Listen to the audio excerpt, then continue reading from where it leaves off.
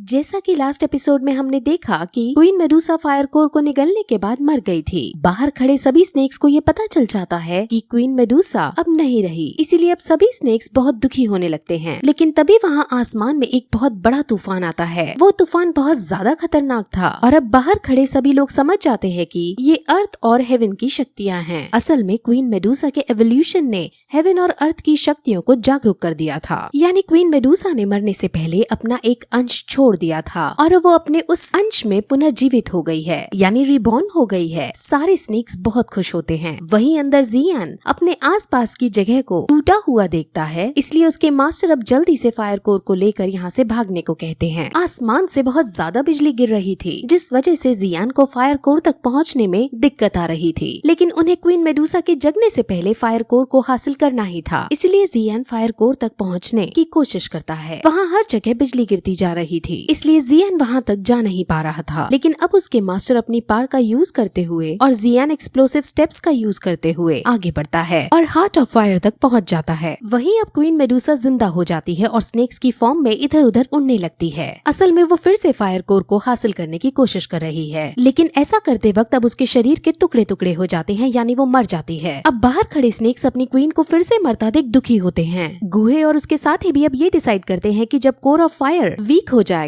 तब हम इसे अंदर जाकर ले लेंगे, लेकिन उन्हें ये काम जल्दी करना होगा क्योंकि 8 ट्राइब्स ऑफ स्नेक्स यहाँ आने ही वाले हैं और उनके आने से पहले गुहे को यहाँ से बाहर निकलना होगा। वहीं अंदर क्वीन मेडुसा के शरीर का एक अंश जियान के पास आता है और वो अंश अब एक व्हाइट स्नेक में कन्वर्ट हो जाता है। वो व्हाइट स्नेक बहुत ज्यादा क्यूट था और ये 7 कलर्स का क्रिएचर है। अब मास्टर उसे बताते हैं कि क्वीन मेडुसा की स्पिरिट विकसित हुई है। अब इस एवोल्यूशन के बाद ये चाहे तो अपना लेवल डोजोंग का भी कर सकती है। जियान को स्नेक से अब कोई खतरा नजर नहीं आता, इसीलिए वो इस व्हाइट स्नेक को अपने साथ रख लेता है और इसके बाद जियान अब व्हाइट स्नेक को खाना भी खिलाता है। अब जियान क्विंगलियांग लाइनिंग की मदद से फायर कोर को हासिल करता है। वहीं ओल्ड स्नेक के पास 8 ट्राइब में से 5 ट्राइब्स आ जाते हैं और वो कहते हैं कि हमें अभी गुहे को मारकर अपनी रानी की मौत का बदला लेना होगा। लेकिन ओल्ड स्नेक उसे रोकता है और कहता है कि बाकी ट्राइब्स को भी आ जाने दो, क्योंकि हम जब 8 ट्राइब्स एक साथ हमला करेंगे सिर्फ तभी गुहे को मार पाएंगे। वहीं गुहे अपने आदमियों सहित फायर कोर को ढूंढने लगता है, लेकिन अब ओल्ड स्नेक उसको फायर कोर तक पहुंचता दे उसके सामने आता है और उसे लड़ाई की चुनौती देता है। अब मास्क वुमेन गुहे से कहती है कि आप लोग फायर कोर को ढूंढो और मैं इनको संभालती हूँ। अब गुहे और उसके आदमी फायर कोर ढूंढने चले जाते हैं और मास्क वुमेन उन 5 से लड़ाई करने लगती है। Mask women wind wall create करके उन 5 को वही रोक देती है और खुद फायर कोर को ढूंढने निकल जाती है। वहीं गुहे जियान के पीछे आ जाता है, लेकिन जियान गुहे को देखकर अपनी स्पीड और तेज कर लेता है। गुहे को उसकी स्पीड को देखकर पता चल जाता है कि ये डोंगहैंग लेवल पर है। वहीं अब मास्क वुमेन भी आ पहुंचती है और गुहे से कहती है कि तुम सब जल्दी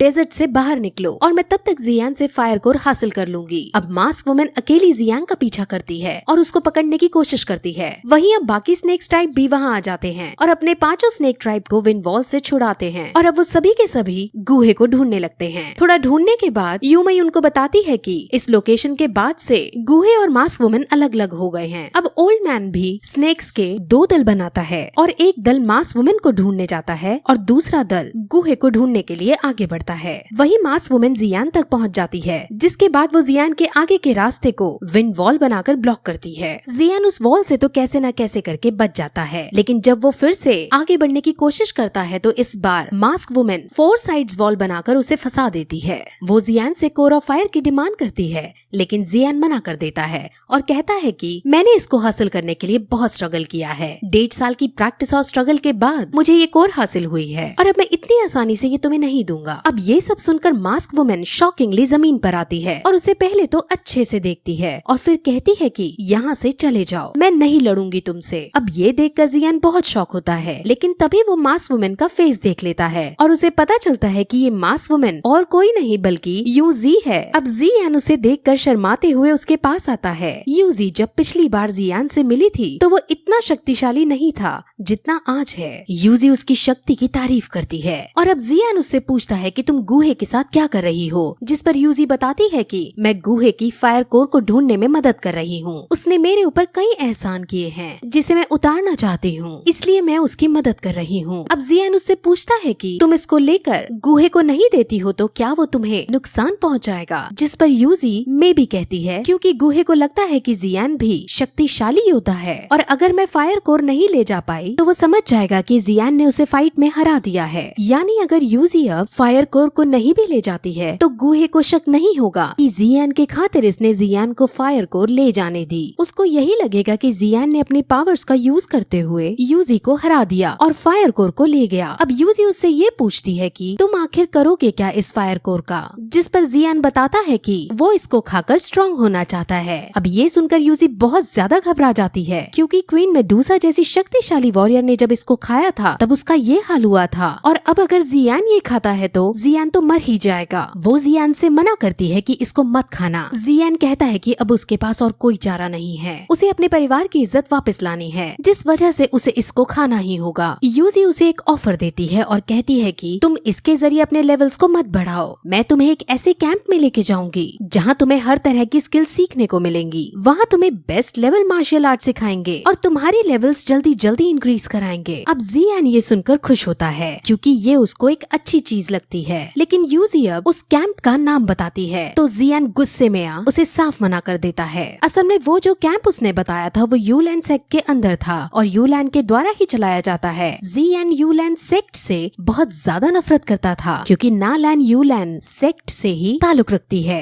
अब गुस्से में आकर जियान वहाँ से जाने लगता है, लेकिन यूजी उसे रोकती है और कहती है कि अच्छा ठीक है, हम यूलैंड सेक्ट की बात नहीं करेंगे, लेकिन तुम अब मुझे ये प्रॉमिस करो कि तुम इसे स्वैलो नहीं करोगे। लेकिन जियान के पास क्योंकि अब और कोई चारा नहीं था, इसीलिए जियान बिना प्रॉमिस किए वहाँ से जाने लगता है। वो अपने कदम आगे बढ़ाता है, लेकिन तभी वो पीछे मुड़कर देखता है तो यूजी उसकी तरफ बड़ी मायूसी से देख रही थी। जियान अब कोर ऑफ फायर को फेंक कर यूजी के पास आ जाता है और उसे गले से लगाकर किस करता है। यूजी भी उसे किस करती है। वो दोनों एक दूसरे से काफी प्यार करते थे। अब वहाँ रोमांटिक एंगल बन जाता है और यूजी की आंखों से आंसू आने लगते हैं। जियान अब उसे अलविदा कहता है और फायर कोर को लेकर वहाँ से चला जाता है। अब उसके जाते ही यूजी बहुत ज्यादा उदास हो जाती है। वहाँ जियान के जाते ही अब ओल्ड स्नेक के साथ 4 स्नेक ट्राइब आ पहुँचते हैं और सभी के सभी अब एक साथ यूजी पर हमला करने लगते हैं। यूजी अभी जियान के जाने के गम में थी, जिस वजह से वो पहले तो उन पर काउंटर अटैक नहीं करती, लेकिन जब स्नेक्स अपनी लिमिट क्रॉस कर देते हैं तब यूजी गुस्से में आ उन सभी को एक साथ मारने लगती है। अब स्नेक्स को पता चल जाता है कि यूजी को वो ऐसे नहीं हरा पाएंगे, इसीलिए वो सभी स्नेक्स अब अपनी पावर्स का यूज करते हुए एक क्रीचर का फॉर्मेशन करते हैं और उससे यूजी पर अटैक करवाते हैं। वहीं जियान जो अब आगे बढ़ रहा था वो आसमान में स्नेक्स की एनर्जी को देखता है और समझ जाता है कि ये एनर्जी वहीं से आ रही है जहां लास्ट टाइम वो यूजी से मिला था, यानी यूजी अभी खतरे में है। वो तुरंत वहां जाने का डिसाइड करता है। वहीं वो क्रीचर अब यूजी पर अटैक करने लगता है।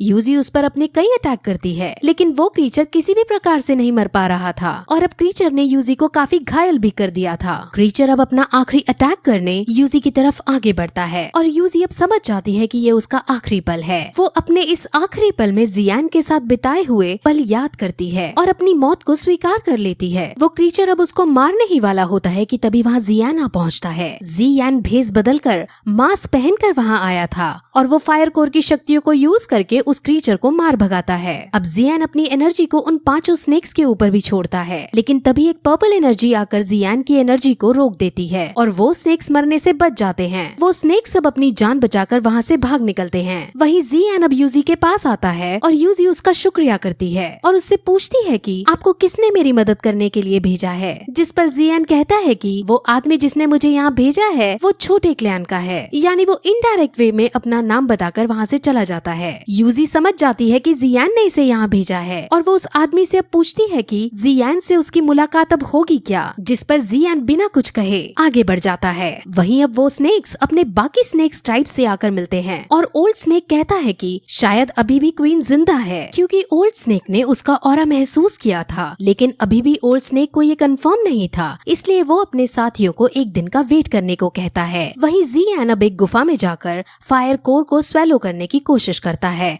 हालांकि उसके मास्टर उसे समझाते हैं कि इस प्रोसेस में तुम्हें बहुत ज्यादा कष्ट होगा, लेकिन जियान इस कष्ट को सहने के लिए तैयार था। वो अब प्रोसेस शुरू करता है और अब फायर कोर को निगलने लगता है। उन्हें अब कोर ऑफ हार्ट के अंदर से फायर कोर मिल जाता है और अब मास्टर उसे निगलकर अपने हार्ट तक पहुंचाने को कहते हैं। जियान को अब ऐसा करने में बहुत कठिनाई होती है, लेकिन अब उसके इस काम में उसके मास्टर भी उसका साथ देते हैं और फाइनली अब ये प्रोसेस कामयाब हो जाती है और जियान फायर कोर को हासिल कर लेता है और अब पहले से ज्यादा शक्तिशाली बन जाता है। उसके मास्टर उसकी शक्तियों को देखने के लिए उसे खुद को हिट करने के लिए कहते हैं, जिस पर अब जियान ऐसा ही करता है। तब उसके मास्टर को कुछ नहीं होता, यानी अब उसे इस पार को प्रैक्टिस करना था। उसके मास्टर उसे कहते हैं कि तुम्हें अभी इस कोर से और भी डिफरेंट फाइल हासिल करनी है, लेकिन अभी तुम मरते मरते बचे हो, इसलिए आराम करो। वहीं अब हमें मैनली स्टील मशीनरीज दिखाते हैं, जिसके अंदर ज़ी और ज़ी दिंग सैंड मशीनरीज की वजह से होने वाले खतरे के बारे में बात कर रहे थे। सैंड मशीनरीज ने इनकी नाक में दम कर रखा था। वो सैंड मशीनरीज पर हमला करने की बात कर रहे थे कि तभी वहाँ शिन आ आती है। शिन आ बहुत घायल हालत में थी और वो उनको बताती है कि सैंड मशीनरीज ने हमारे इलाके को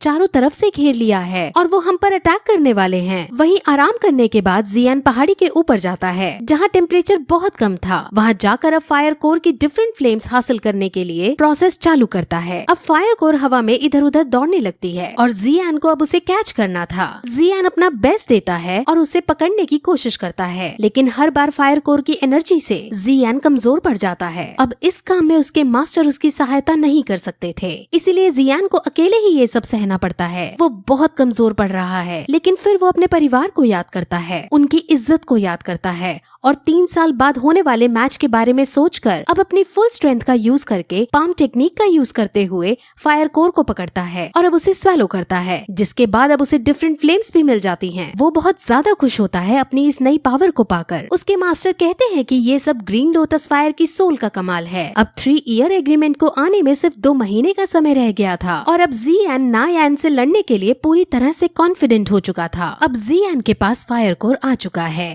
इसलिए अब वो सीधे उस ओल्ड मैन को, जो कि आइस एम्परर है, उसके पास जाता है। वो उसके मंगाए हुए इंग्रेडिएंट्स उसे देता है और कहता है कि अब मुझे वो मैप दो। लेकिन आइस एम्परर ने ये शर्त रखी थी कि जियान को इंग्रेडिएंट्स ढूंढकर उनसे मेडिसिन भी बनानी होगी। इसीलिए अब आइस एम्परर जियान को उन इंग्रेडिएंट्स के साथ एक गुप्त कमरे में ले जाता है और वहाँ अब उसे मेडिसिन बनाने को कहता है। अब उसके टीचर और जियान मिलकर उस रेसिपी को देखते हैं और उसे बनाना शुरू करते हैं। जियान अपने मास्टर को मेडिसिन बनाता हुआ देखता रहता है और उसके मास्टर अब मेडिसिन बना देते हैं। ये मेडिसिन रैंक 6 की थी और ये देखकर जियान बहुत ज्यादा खुश होता है। जियान अब मेडिसिन को लेकर बाहर आइस एम्परर के पास आता है और उसे रैंक 6 की एटर्निटी पिल देता है। हालांकि आइस एम्परर को ये शक होता है कि क्या सच में ये बच्चा ये पिल बना पाया होगा या फिर ये मुझे चूना लगा रहा है, लेकिन जियान कहता है कि अगर आपको ये नहीं चाहिए तो आप मुझे ये वापस दे दो। मैंने ये हासिल करने के लिए बहुत मुश्किलों का सामना किया है, यहाँ तक कि मैं स्नेक्स के पास जाकर क्वीन मेडुसा से भी लड़ा था और अब तुम मुझ पर शक कर रहे हो। आइस एम्परर उसकी बात पर यकीन कर लेता है और अब दूसरे कमरे में जाकर उस पिल को खा लेता है और पिल को खाने के तुरंत बाद क्वीन मेडुसा का श्राप उसके ऊपर से हट जाता है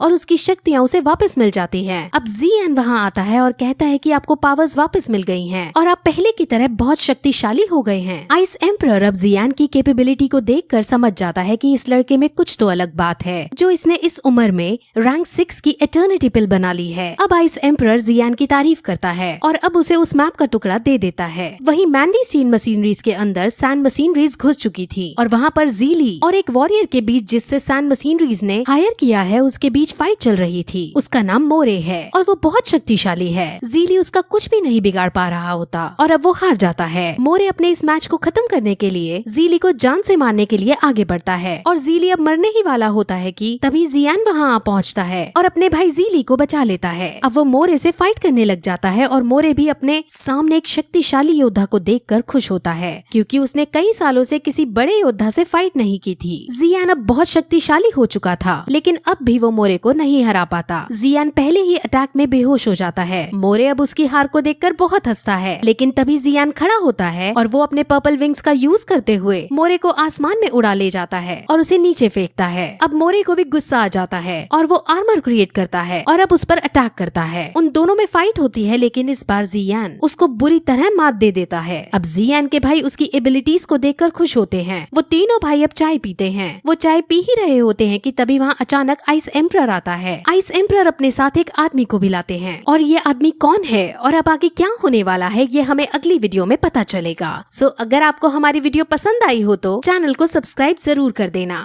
बाय।